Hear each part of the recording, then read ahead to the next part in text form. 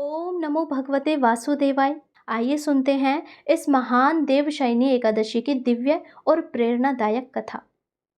बहुत समय पहले की बात है। एक बार पांडवों के बड़े भाई युधिष्ठिर ने भगवान श्री कृष्ण से पूछा, हे माधव, कृपा हमें बताइए कि आषाढ़ महीने के शुक्ल पक्ष की एकादशी का क्या नाम है और इसका क्या महत्व है। भगवान श्री कृष्ण मुस्कुराए और बोले, हे धर्मराज युधिष्ठिर, यह एकादशी बहुत ही पवित्र और पुण्यदायिनी है। इसका नाम है देवशयनी एकादशी। इस दिन से चातुर्मास की शुरुआत भी होती है। इस दिन भगवान विष्णु क्षीर सागर में शेषनाग की शैया पर लेटकर 4 महीनों के लिए योग निद्रा में चले जाते हैं और फिर कार्तिक शुक्ल एकादशी के दिन उठते हैं, जिसे हम प्रबोधिनी एकादशी कहते हैं। जब भगवान विष्णु सो जाते हैं तो समस्त देवगण भी विश्राम करने चले जाते हैं। इसीलिए इन 4 महीनों को चातुर्मास कहा गया है। इन दिनों में कोई भी शुभ कार्य जैसे शादी, गृह प्रवेश, मुंडन आदि नहीं किए जाते, लेकिन यह समय भक्ति, साधना और संयम का होता है।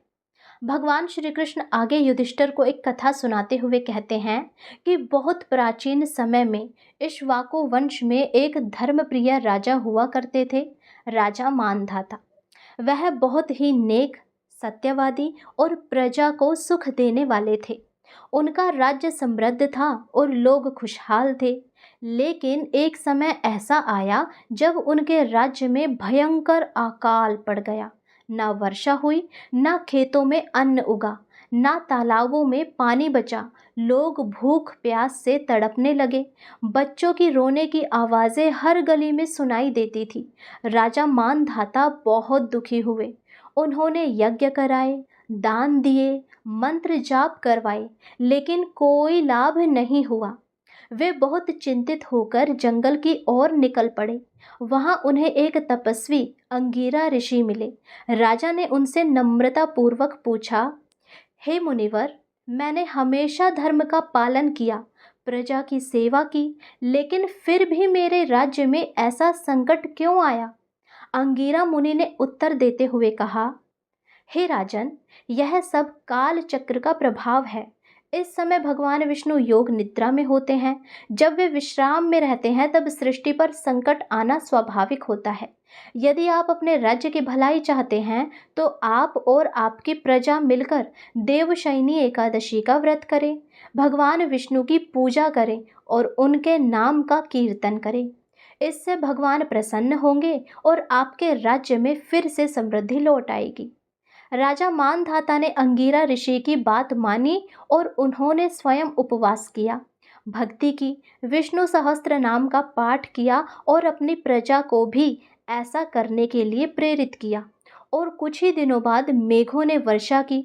धरती फिर से हरी भरी हो गई और चारों तरफ खुशहाली लौट आई। तो ऐसे है इस देवशयनी एकादशी का इतना बड़ा महत्व। ये एकादशी करने से सारे दुख दूर हो जाते हैं। देवशयनी एकादशी से चातुर्मास आरंभ होता है, जो 4 महीनों का एक पवित्र समय होता है। और इन महीनों में जितना हो सके ध्यान, सत्संग आदि करना चाहिए, क्योंकि ये महीना इतना पवित्र माना जाता है कि जब इन महीनों में हम थोड़ा सा भी जप कर ले तो हमें अनंत गुना फल मिलता है। और तब से ही इस एकादशी की शुरुआत हुई। तो भक्तों, आज आपने सुनी देवशयनी एकादशी की वह कथा जो सिर्फ एक व्रत नहीं बल्कि जीवन को दिशा देने वाला एक संदेश है। यह कथा हमें सिखाती है, अगर हम सच्चे मन से भक्ति करें तो कितना भी बड़ा संकट क्यों ना हो, टल जाता है। इस पावन कथा को अपने परिवार और मित्रों तक जरूर पहुंचाएं और इस चैनल को सब्सक्राइब करके लाइक ज़रूर करें और कमेंट में जय श्री हरि लिखकर अपनी श्रद्धा व्यक्त कीजिए। जल्द ही मिलेंगे आगे की कथाओं, जैसे कि चातुर्मास की कथा, श्रावण मास की विशेष कथाओं के साथ। तब तक के लिए जय श्री विष्णु, जय श्री हरि।